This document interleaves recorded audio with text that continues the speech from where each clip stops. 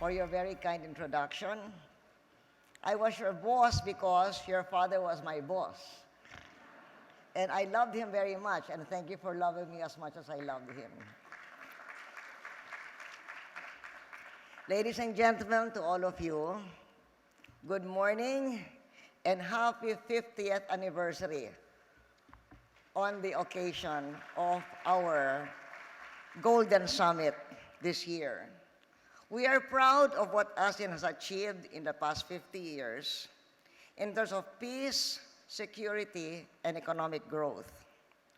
We, the ASEAN countries, have created during these past 50 years our own shared destiny, just as we have been looking for doing our common history. It was that sense of marching on the same path that led us to form the ASEAN community in 2015. But for all that ASEAN has achieved in the last 50 years, that doesn't mean we have won the race. We are in a marathon, not a sprint. And now that ASEAN is 50 years old, in this summit, Joey asked me to look at the next 50 years, to look at ASEAN at age 100. If we are 650 million today, there will be over 1 billion in 50 years. If we are the fastest growing region in the world today, in 50 years, we will be likely a mature, more modest growth region. And if we are unsure about global security today, with the nuclear threat and the terrorist threat, what will we face in 50 years? Each question about tomorrow begs an answer hidden in the potentials of today. And we must make sure that our answer supports our social needs, embraces a sustainable economic model, and buttresses regional and global peace. And of course, we would want the region to realize its full potential as a major global economic force. But 50 years from now, ASEAN at 100, I have no crystal ball, and neither does anyone. A veteran journalist put it that we can't even predict accurately what will happen in 5 years. What about 5 decades? To illustrate how hard it is to foretell, let's go back 50 years ago. Let's go back to Southeast Asia 50 years ago. Security concerns led 5 foreign ministers to put ASEAN together. That time, 50 years ago, did we think that that agreement signed because of security concerns would blossom into an economic community today? Let's look at our big neighbor, China. 50 years ago, what was China? A sleeping economic dragon. 50 years ago, could anybody predict that today China would be the world's second largest economy and counting? That's how it's difficult to predict what will happen 50 years from today. But even more recently than 50 years ago, it's just as difficult. Let's go back to 35 years ago. 35 years ago, China was beginning to wake up. The sleeping dragon was beginning to wake up. And in the region, everybody thought that China would become a competitor. We did not predict that China was going to be a class all its own. And today, we see that China is not a business competitor.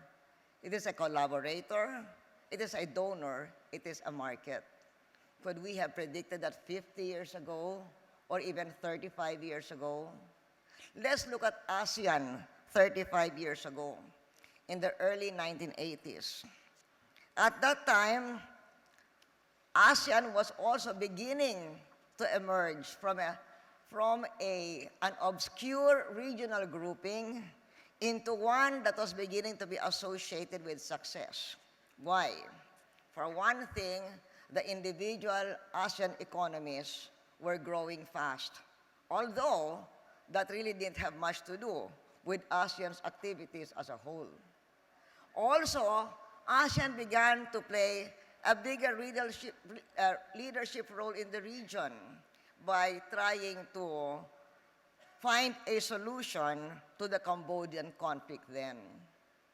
Very few of us remember what was that Cambodian conflict of the 1980s. That was about the time that the Cambodian leader Pol Pot was overthrown. A new government was installed called the People's Republic of Kampuchea, and the Khmer Rouge fled to the Thai border. Cambodia was not yet a member of ASEAN, but ASEAN every year in the United Nations successfully campaigned to make sure that the Khmer Rouge kept their seat in the United Nations and that it would not be the People's Republic of Cambodia or Kampuchea that would sit in the UN. And then in 1982, a coalition government was formed after negotiations that were held in various ASEAN capitals. But scholars tell us that ASEAN was not totally successful in resolving the Cambodian conflict. The final resolution was in 1991 in the International Paris Conference on Cambodia. Nonetheless, if in the 1980s, nobody predicted then that China would become a donor, a collaborator, a market for the region, nobody predicted then that ASEAN would become a zone of peace as well as an economic community. So today we can say that ASEAN, which has now expanded from 5 to 10 countries, including Cambodia, has kept the peace, expanded our economies, and drawn closer together through trade, diplomacy, cultural exchange, and greater connectivity. We are a diverse, multiracial, multireligious region with different levels of social and economic development and different religions. It's remarkable that ASEAN has resisted the temptation to drift apart. Instead, we remain on a steady arc of comity, cooperation, and community, and so on to the next 50 years. With the caveat that our crystal ball has lousy long-term connectivity, when we ponder the next 50 years, we see increasing prosperity driven by technology and artificial intelligence. And yet we see the possibility of still greater income disparity.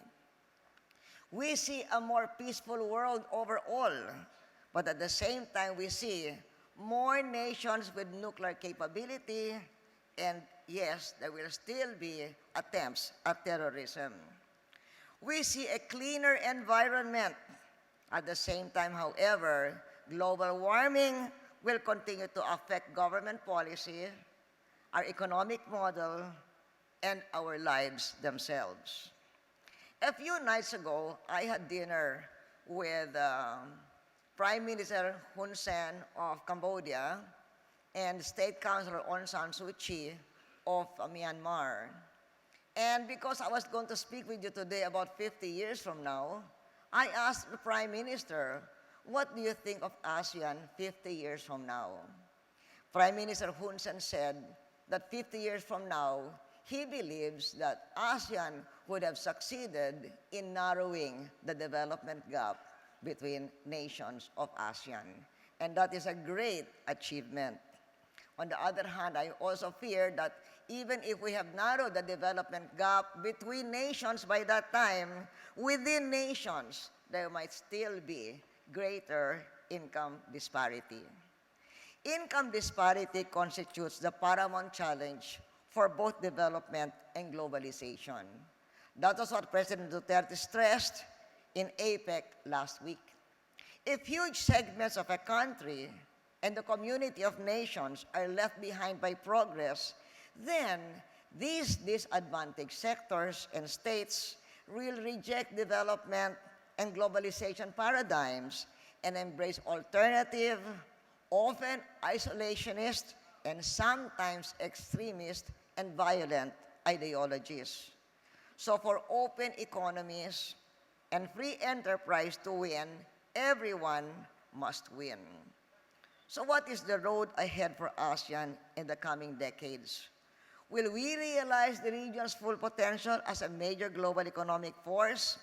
You know, when we were discussing last night with some friends about 50 years from now for ASEAN, they said, why are you looking at 50 years? Why not look first at ASEAN 2025?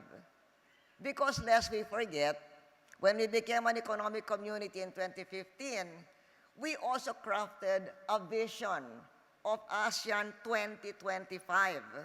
That is when we will be a community highly integrated and cohesive with enhanced connectivity and central cooperation and a more resilient, inclusive, people-oriented, people-centered community integrated with a global economy.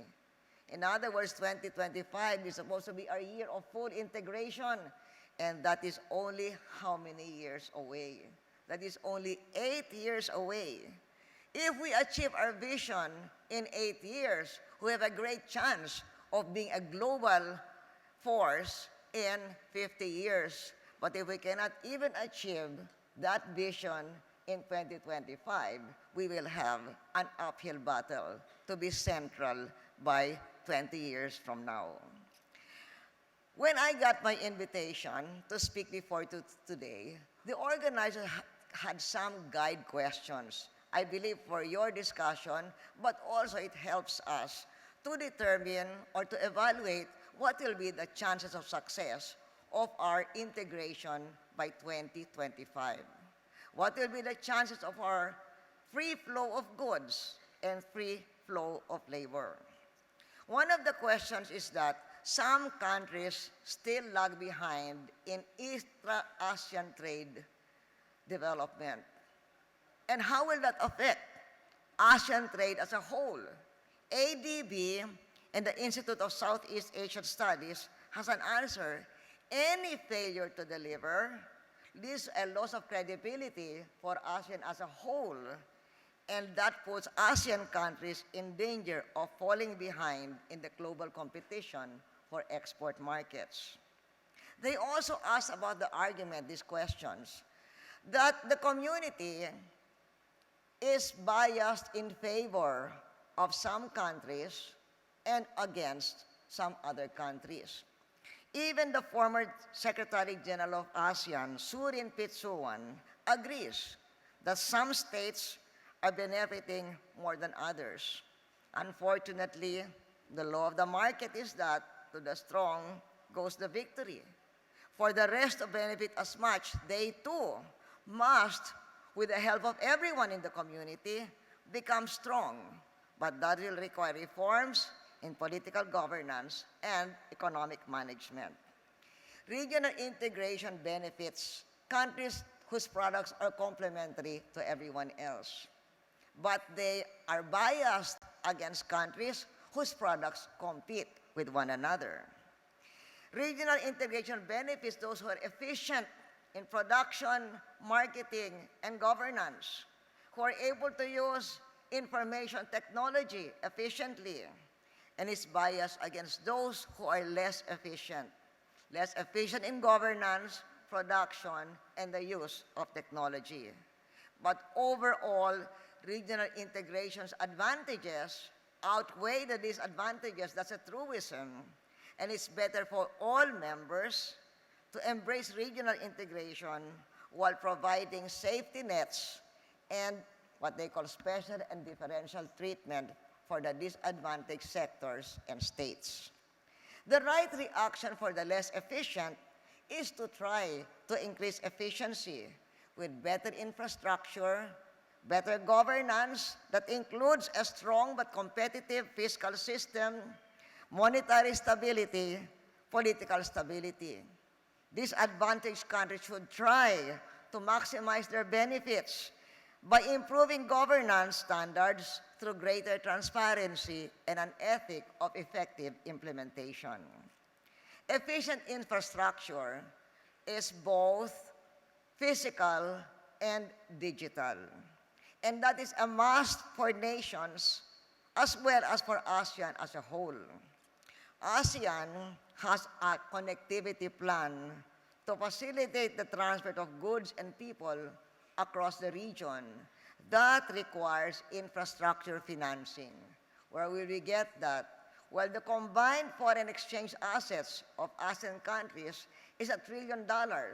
So we need creative ways to mobilize that for infrastructure and connectivity.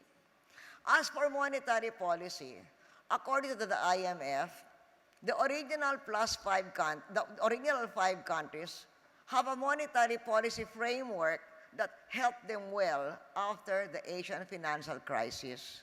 It helped them through their transformations, and it helped them through the global financial crisis of 2008 and following years. The sixth country, Brunei, has its currency pegged to the Singaporean currency, and the IMF says that's good because it provides for certainty and Brunei's external investment needs. But for the CLMV countries, Jethro says that they have too much of dollarization, too many transactions in dollars, loans in dollars, hoarding in dollars, and that is not good for financial stability. And that is where a possible reform would have to happen. As for political stability, ASEAN itself has provided stability, harmony, and solidarity. Even former conflict adversaries like Vietnam and Cambodia today are united in common cause for regional peace and development. But not everything is perfect. It is said, for instance, that Philippine agriculture is vulnerable to ASEAN integration.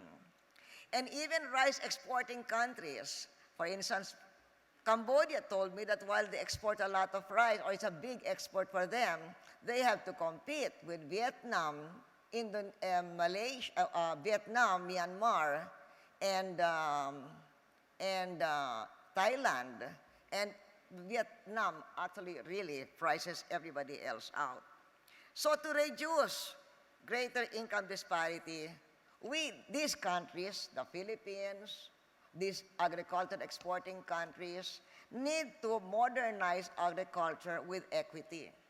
The Philippines, for instance, why are we not in the class of Vietnam and Thailand? Because we do not have the great Mekong River. So that's why we have to invest more on irrigation. And all of us in the region, except maybe Vietnam, who is so efficient in rice production and selling, all of us would have to invest in credit, in education, R&D, the use of technology. I remember when I was president, we were so happy that the farmers could catch up on what the prices are by looking at their cell phones. But today, like in China, farmers get paid by WeChat. And actually even beggars receive their alms by WeChat. But that is how technology can make agriculture efficient. On the regulatory framework, it is good to have land reform, but it is also important that the regulatory system must empower the use of farmland as collateral so that our small farmers can enter the formal financial system. And as again, and I cannot overstress, financial technology is so important for developing and modernizing any sector, including agriculture. Agribusiness should have non-farm entities like processing.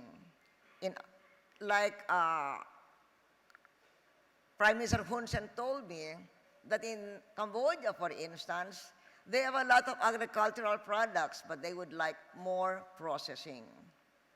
And that is the way to have complementation, because you can choose your different products that you process your agriculture into, and then we can have more diversification and more complementarity in ASEAN. And this is where the SMEs come in. This is where SMEs can thrive rather than wither under the pressure of economic integration. But since to the strong goes the victory, the SMEs must also become stronger. That is where NGOs like Go Negosyo can make a difference. Last year, I spoke at the SME conference of Go Negosyo and how mentoring can help.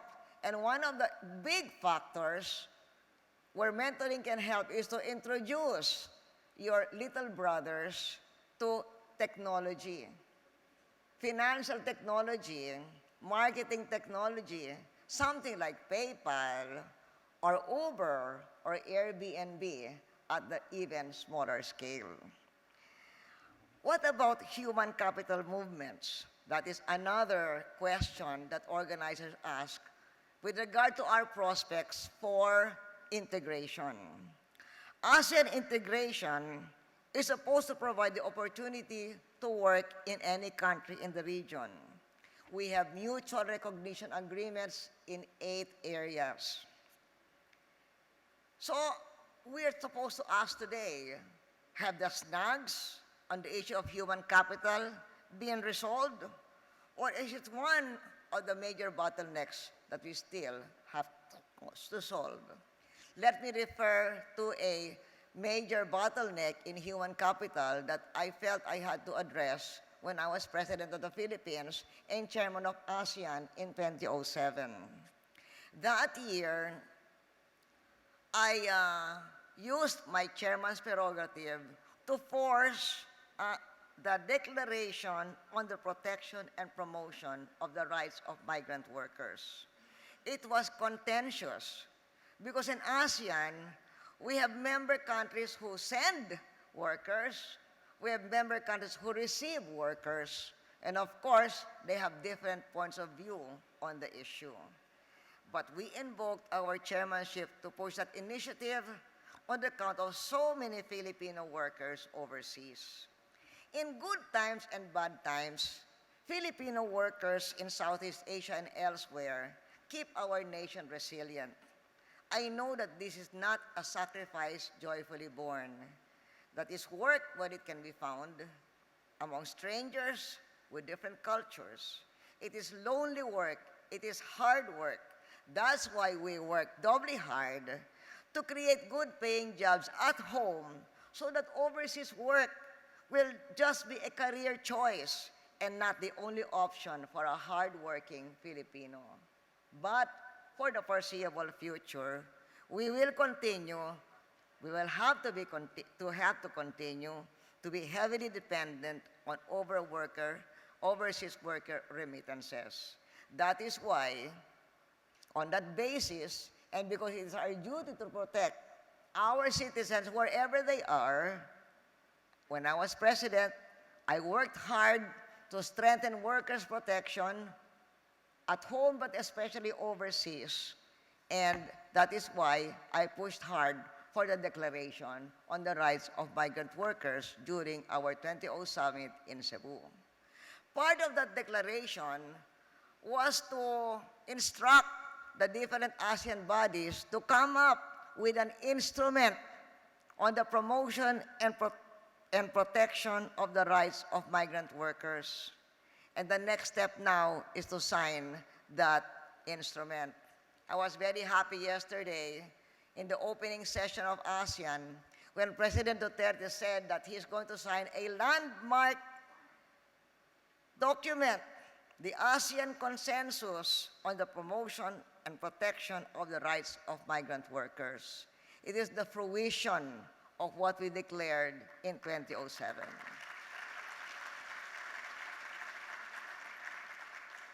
Now, the bottleneck in human capital is the mobility itself of human capital.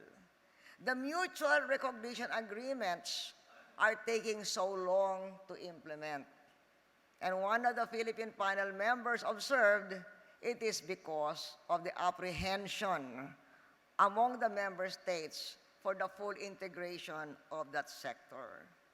Similarly, the mobility of shared services and outsourced labor is feared because of its impact on the locals.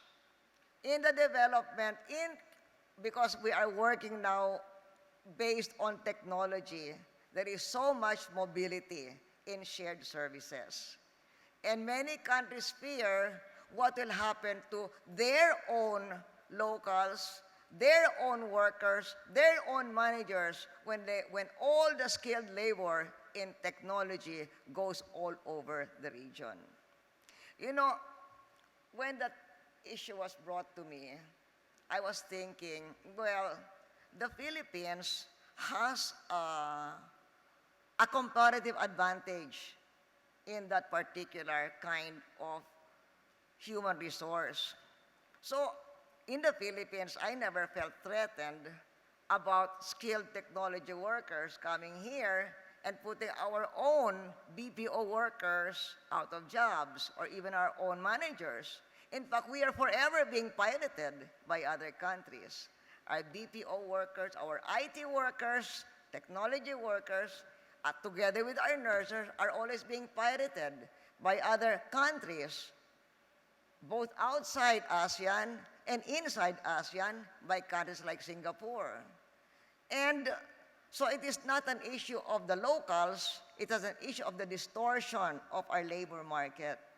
But what is the answer to that distortion? You've got to just produce more whenever the market demands it. We've just got to produce more knowledge workers. We've just got to produce more nurses.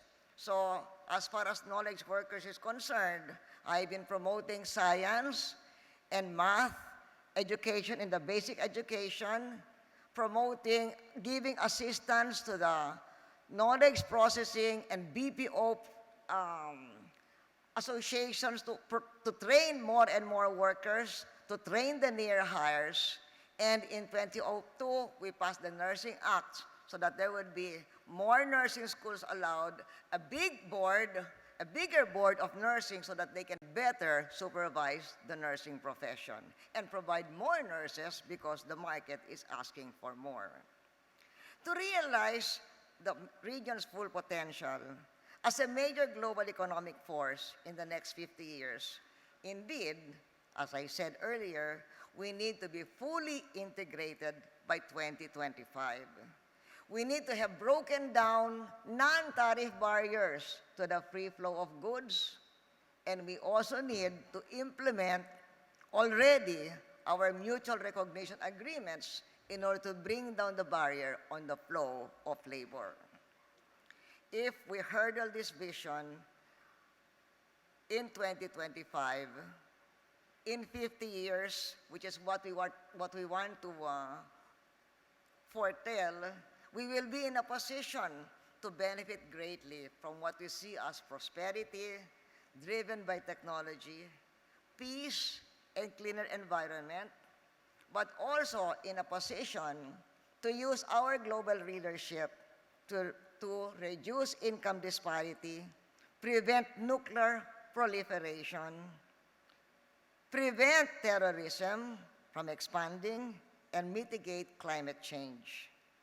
The world of the next 50 years is still a world, and even more a world, of great technological advancement and artificial intelligence. In such a world, the way to reduce income disparity is to create more jobs, not destroy them by isolating ourselves and refusing to go with the flow of technology. We must continue to attract investments from our own countries, from within the region, and from outside. ASEAN integration provides an opportunity for more foreign investments because we are such a large market, we are such a large trader, our community stands to attract enterprises from within and outside because they have a big market. On the part of the Philippines, we can lure such ventures playing on our competitive strengths in educated, skilled labor, top-notch management, information technology-enabled services, vast mineral resources, and attractive, less expensive expat living standards. But with ASEAN integration, there may be some sectors holding the bag. We must not forget the essential safety nets, health, education, social protection. But beyond that, we must also help them to empower themselves. And that is one of the things that Joey does in Go Negosyo, mentoring, sharing technology with the small, medium, and micro enterprises.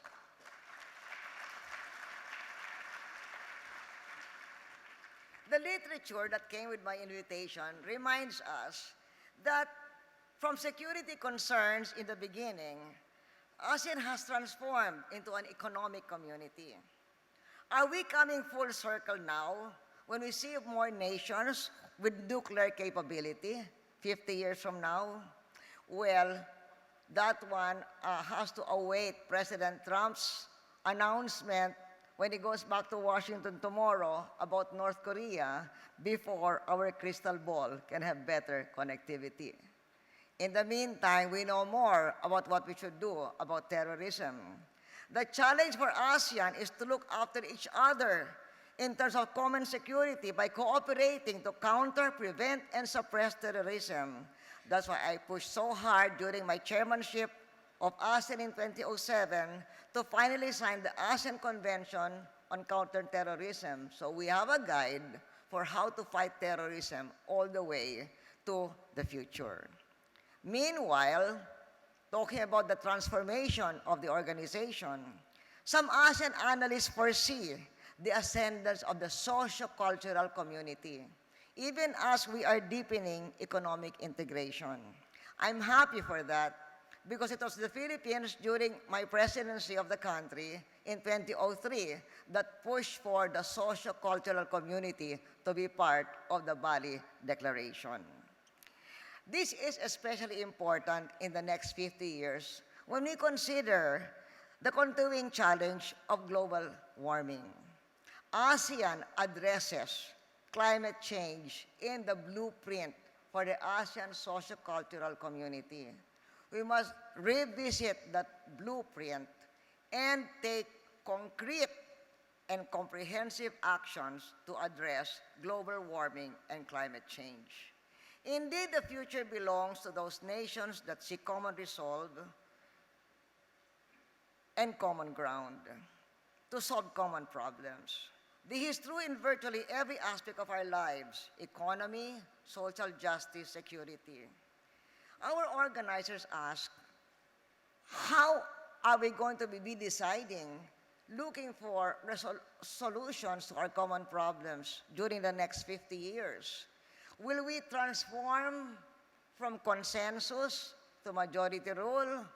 For me, I think so. I think we really should. You know, when I was president, I had my problems with consensus. For instance, I felt compelled to break away from consensus on Aung San Suu Kyi and support the United States instead on that issue. So as ASEAN matures, and if it wants to be a global leader, majority rule may arise in economic, social, and environmental concerns where national interests often differ because of disparate geography, population, economic, and social conditions. At the same time, majority rule does not mean tyranny of numbers, because ASEAN has clout because it is 10 unified nations speaking as one. Though we're made up of small nations, ASEAN commands respect. Our world leaders are all here for our summit because we know how to advance and sacrifice for the common interest. And that may catapult ASEAN to global leadership among the panoply of nations far below the gaze of the big power giants in 50 years. But for us to succeed in doing that, we first need to achieve full integration in 2025. All of the hope and anxiety about the future leads us to one conclusion. We must all press for closer cooperation if we are to collectively benefit from the good and collectively tackle the big challenges together.